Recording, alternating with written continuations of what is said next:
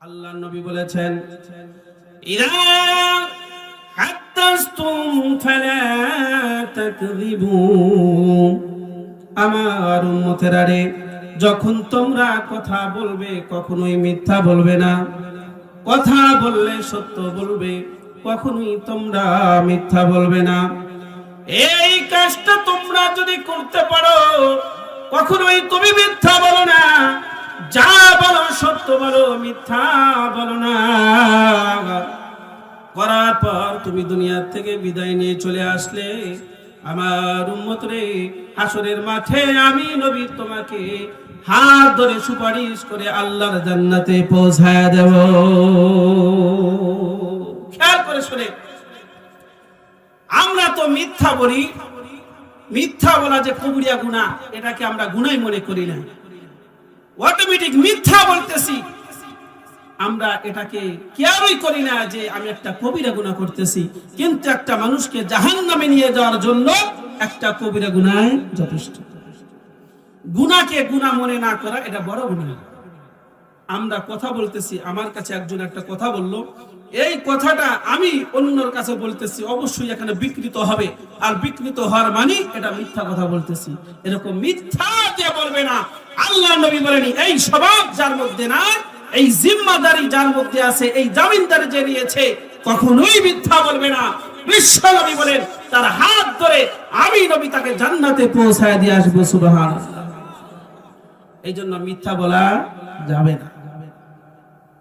এই মিথ্যা কখনো কিছু মানুষ মঞ্চে বসে মাইক সামনে নিয়ে বলে, আবার অনেক মানুষ একে অপরের সাথে কথা বলতে বলতে মিথ্যা বলে, আবার গোপনেও মিথ্যা বলে। একজন মানুষের নামে মিথ্যা অপপ্রচার করে, সবগুলো কবিরা গুনাহ।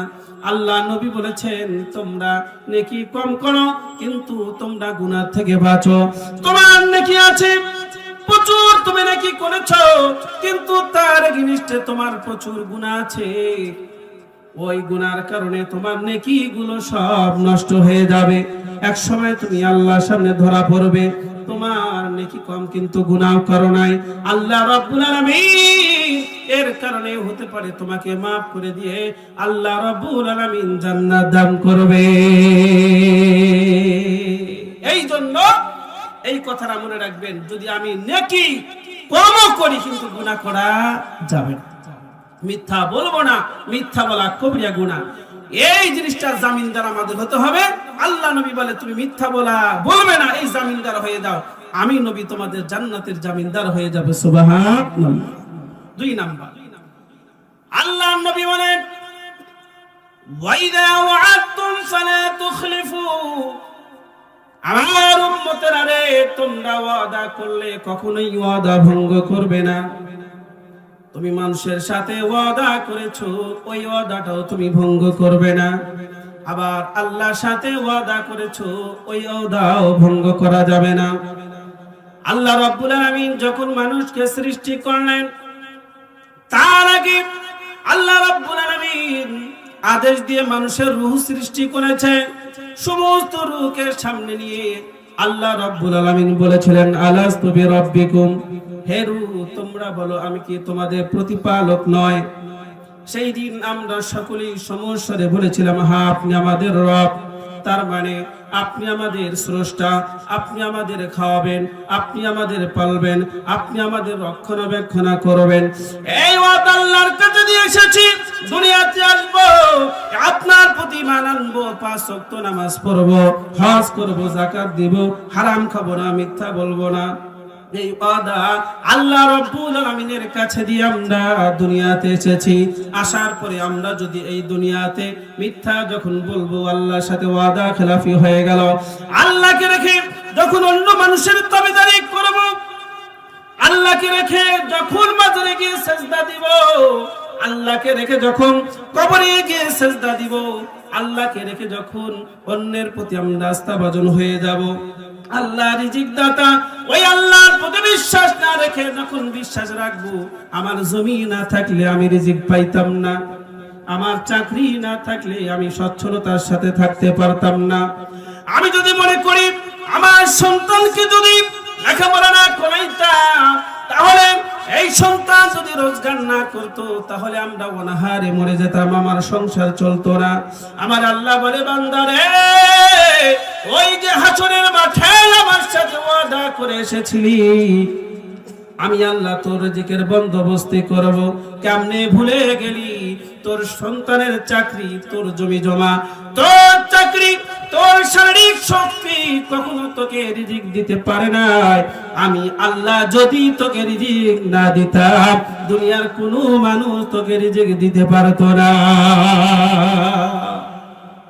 আল্লাহ নবী সাহাবীদের সামনে নিয়ে বলেছেন, সাহাবীরা তোমরা কি দেখো না, তোমাদের চোখের সামনে অনেক মানুষ এমন আছে, তার সামনে অনেক খাদ্য থাকে কিন্তু খাইতে পারে না। শক্তি আছে, টাকা আছে, ভালো ভালো খাদ্য ক্রয় করে নিয়ে এসেছে, কিন্তু খাওয়ার মতন সমর্থন তাদের নাই। একজন সাহাবী সেই দিন বলেছিলেন, ইয়া রাসূলুল্লাহ, ইয়া হাবিবাল্লাহ, আল্লাহ নবী গো, আল্লাহ রাব্বুল আলামিন আমার রিজিকে রাখে নাই বলে আমি খাইতে পারি নাই, ঠিক আছে, কিন্তু আল্লাহ রাব্বুল আলামিন যদি আমার রিজিকে লিখে রাখতো, আল্লাহ রাব্বুল আলামিন যদি আমার রিজিকে লিখে থাকতো তাহলে আমি খাইতে পারতাম।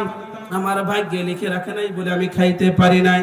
মুসলমান ভাইরা রে, এখানে একটা কথা বুঝতে হবে, মানুষের ভাগ্য হলো দুই ধরনের, একটা ভাগ্য হলো ঝুলান্ত, আর একটা ভাগ্য হলো চূড়ান্ত। চূড়ান্ত ভাগ্য হলো আল্লাহ রাব্বুল আলামিন মানুষের ভাগ্যে যা লিখে রেখেছে এটা কখনোই পরিবর্তন হবে না। আর একটা ভাগ্য হলো ঝুলান্ত, আল্লাহ রাব্বুল আলামিন ওই ভাগ্যটা ঝুলিয়ে রেখেছে। আল্লাহ বলেন, বান্দা তুমি যদি দোয়া করো, আমার কাছে আসো, আমার সন্নিকটে আসো, আমার কাছে দোয়া করো, আমার কাছে আসো, আমার কাছে ফেরো, তাহলে তোমার ভাগ্য আমি পরিবর্তন করে দেব। আর যদি আমার সাথে নাফরমানি করো তাহলে তোমার ভাগ্যে যে অবস্থায় আছে সেই অবস্থায় রেখে দেব। এই জন্য আল্লাহর কাছে ওয়াদা করে এসেছি, আপনি আমাদের প্রভু, সর্বদা সদা সর্বদা আল্লাহর এই ওয়াদাকে সামনে রেখে সব কাজে আল্লাহর কাছে দোয়া করতে হবে। আল্লাহ, ওয়াদা দিয়ে এসেছি, তুমি আমাদের রিজিক দাতা, তুমি আমাকে রিজিক দিবে। আমার সন্তানের চাকরি আমাকে রিজিক দিতে পারে না, আমার অর্থ সম্পদ আমাকে রিজিক দিতে পারে না, তুমি রিজিক দাও। এটা আল্লাহর কাছে দোয়া করতে হবে। আর একটা ওয়াদা হলো মানুষের সাথে মানুষের ওয়াদা। একজন মানুষ আর একজন মানুষের সাথে ওয়াদা করে, এই ওয়াদাটা ভঙ্গ করা যাবে না। আল্লাহ নবী, বিশ্ব নবী বলেছেন, ওয়াদা দিয়ে ওয়াদা ভঙ্গ করার আলামত হলো যে মুনাফিক সে করবে। মুনাফিক যারা থাকবে তাদের আলামতের মধ্যে একটা আলামত হলো তারা ওয়াদা দিলে ওয়াদা খেলাপি করবে। টাকা পায় বলে, ভাই যান 3 দিন পরে দিব, 4 দিন পরে দিব, 1 মাস পরে দিব, 2 মাস পরে দিব। অথবা দোকানে যায় বাকি নিয়ে আসে, বলে হালখাতাতে দেব, এমন ওয়াদা করে চলে আসে। হালখাতার কাজ বাড়িতে আসে, নির্ধারিত সময় আসে দেয় না, ওয়াদা খেলাফি হয়ে গেল। আল্লাহ নবী বলে, এই যে ওয়াদা খেলাফি করলাম, এটা কবিরা গুনাহ হয়ে গেল। এই একটা কবিরা গুনাহ তোমাকে আল্লাহ জাহান্নামে নেওয়ার জন্য যথেষ্ট হয়ে যাবে। এমনটি করা যাবে না। আল্লাহ নবী বলেন, এই ওয়াদা খেলাফি যে করবে না, এই জামিনদার যে হয়ে যাবে, আল্লাহ নবী বলেন আমি তার জন্য জান্নাতের জামিনদার হয়ে যাব। সুবহানাল্লাহ। 2টা গুণ গেল। আল্লাহ নবী বলেছেন 6টা জিনিসের জামিনদার হয়ে যাও, আমি নবী তোমাদের জান্নাতের জামিনদার হয়ে যাব। তার 1 নাম্বার হলো যে তোমরা মিথ্যা বলবে না, সত্য বলবে। 2 নাম্বার, ওয়াদা করলে ওয়াদা খেলাফি করবে না। আল্লাহর সাথে ওয়াদা করেছো, আল্লাহর সাথে ওয়াদা খেলাফি করবে না। মানুষের সাথে ওয়াদা করে থাকলে মানুষের সাথে ওয়াদা খেলাফি করবে না। 3 নাম্বার, ওয়া ইযা তুমিনতুম ফালা তাখুনু, তোমরা আমানতের কখনোই খেয়ানত করবে না। এখানে অনেক কথা আছে। মানুষ মানুষের কাছে আমানত রাখে, আল্লাহ মানুষের কাছে আমানত রেখেছে। আল্লাহ প্রদত্ত মানুষের কাছে অনেক কিছু আমানত আছে, তার মধ্যে হলো আল্লাহ রাব্বুল আলামিন আমাকে 3.5 হাত বডি দিয়েছেন, এটা আল্লাহ পাকের আমানত। আল্লাহ রাব্বুল আলামিন বোঝার জন্য সুন্দর মস্তিষ্ক আমাকে দিয়েছে, এটা আল্লাহ পাকের আমানত। দেখার জন্য সুন্দর দুইটা চক্ষু দিয়েছে, যা দ্বারা আমরা সারাদিন দেখি। এটা আল্লাহ পাকের আমানত। আল্লাহ রাব্বুল আলামিন এত সুন্দর জিহ্বা দিয়েছে, জিহ্বা নাড়িয়ে নাড়িয়ে আমরা কথা বলি, এটা আল্লাহ পাকের আমানত। আল্লাহ রাব্বুল আলামিন এত সুন্দর হাত দিয়েছে, এটা আল্লাহ পাকের আমানত। এত সুন্দর হাত পা অঙ্গ প্রত্যঙ্গ দিয়েছে, এটা আল্লাহ পাকের আমানত।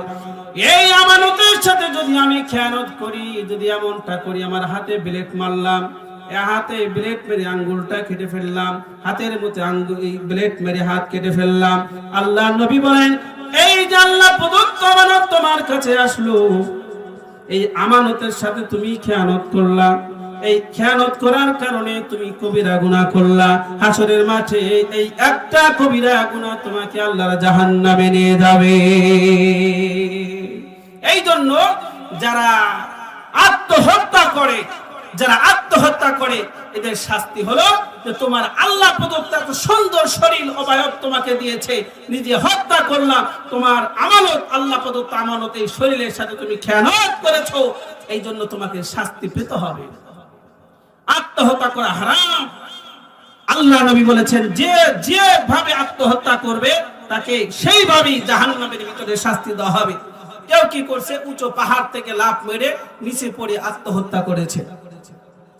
হাদিস শরীফে আছে, আল্লাহ নবী বলেন, পাহাড় থেকে লাফ দিয়ে নিচে পড়েছে, আত্মহত্যা করেছে, ছিন্ন বিচ্ছিন্ন হয়ে গিয়েছে, মারা গেছে।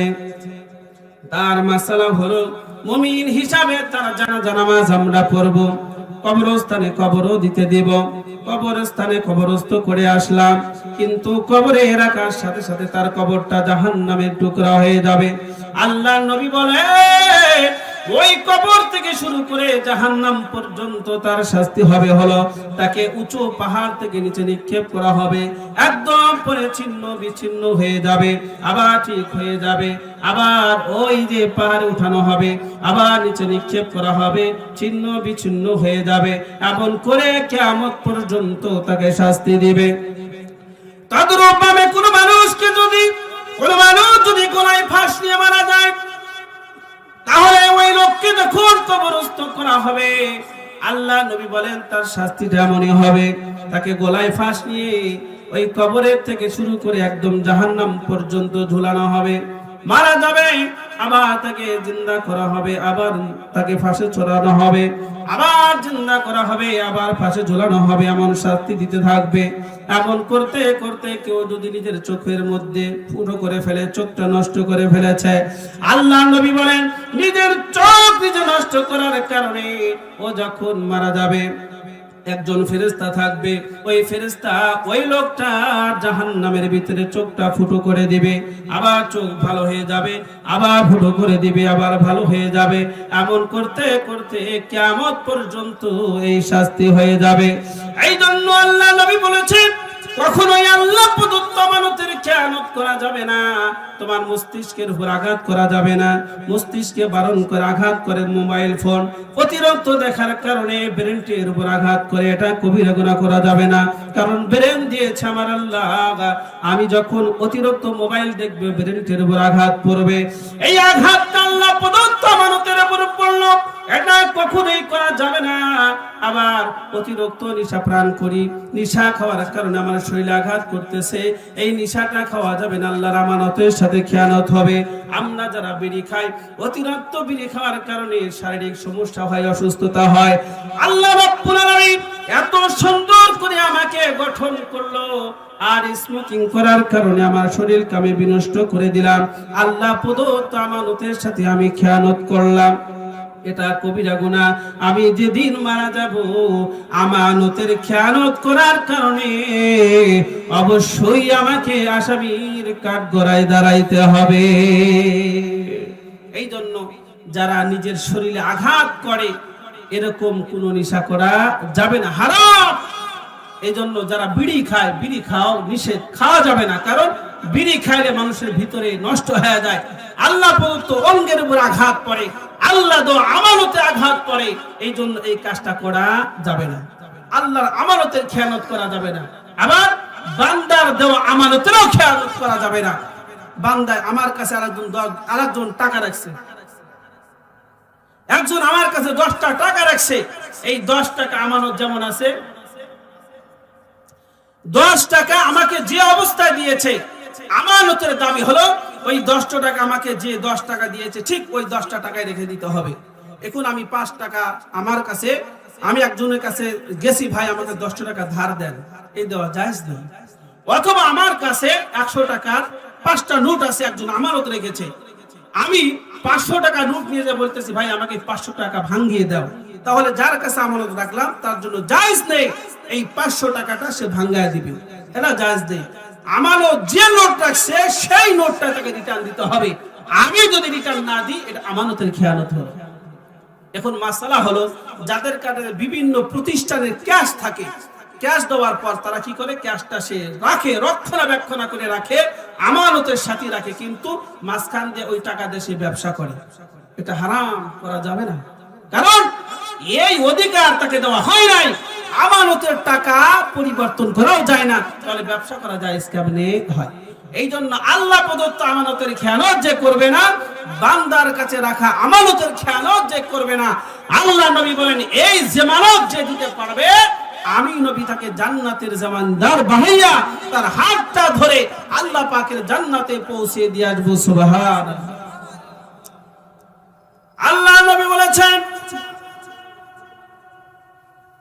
4 নাম্বার গুনাহ হলো ওয়াগুদ্দু আবসারহুম, তোমরা যদি তোমাদের চোখকে হেফাজত করো, চোখের হেফাজত করার দায়িত্ব যদি তোমরা নিতে পারো, আমার উম্মত রে চোখ হেফাজত করলা, আমি নবী ওই যে হাসরের মাঠে তোমার জন্য আল্লাহ পাকের জান্নাতের জামিনদার হয়ে যাব।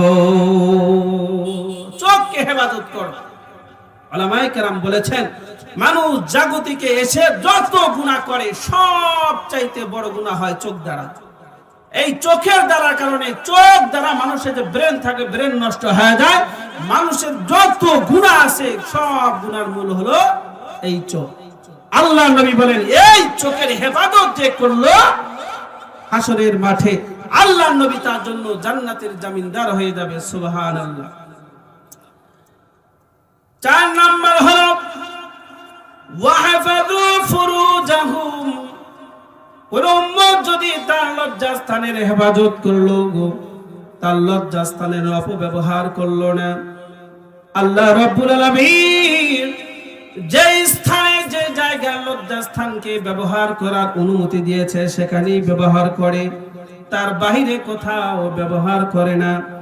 এই জামিনদার যিনি নিয়েছে, এই হক যে আদায় করেছে, নিজের লজ্জাস্থানের হেফাজত যিনি করলেন, আল্লাহ নবী বলেন এই দায়িত্বটা যে নিয়েছে হাসরের মাঠে আল্লাহ নবী ওই উম্মতকে হাত ধরে আল্লাহ পাকের জান্নাতে পৌঁছে দেওয়ার জিম্মাদারি নিজ হস্তে নিয়েছে। এই জন্য এই গুনাহ আমাদের দ্বারা করা যাবে না। আর সর্বশেষ হলো ওয়াকুফু আইদিয়াকুম ওয়া আরজুলাকুম আনিল হারাম, যে যার হাত এবং পাকে হারাম কাজ থেকে ফিরিয়ে নিয়ে আসে, নিজের হাতকে নিজের পাকে খারাপ কাজে হারাম কাজে ব্যবহার করে না, যে ব্যবহার করলো না, আল্লাহ নবী বলেন এই জিম্মাদারি যে নিল, হাত দ্বারা গুনাহ করতে পারে গুনাহ করে না, পা দ্বারা গুনাহ করতে পারে গুনাহ করে না, এই জিম্মাদারি যে নিল আল্লাহ নবী বলে তার জান্নাতে যাওয়ার জিম্মাদারি আমি নবী নিজ হস্তে নিলাম। সুবহানাল্লাহ। আমার হাত দ্বারা যদি একটা সিগনেচার করি তাহলে এখানে অর্থ খাই হবে, অর্থের খেয়ানত হবে, আমি করলাম না, এটা হাতকে হারাম থেকে বাঁচালাম।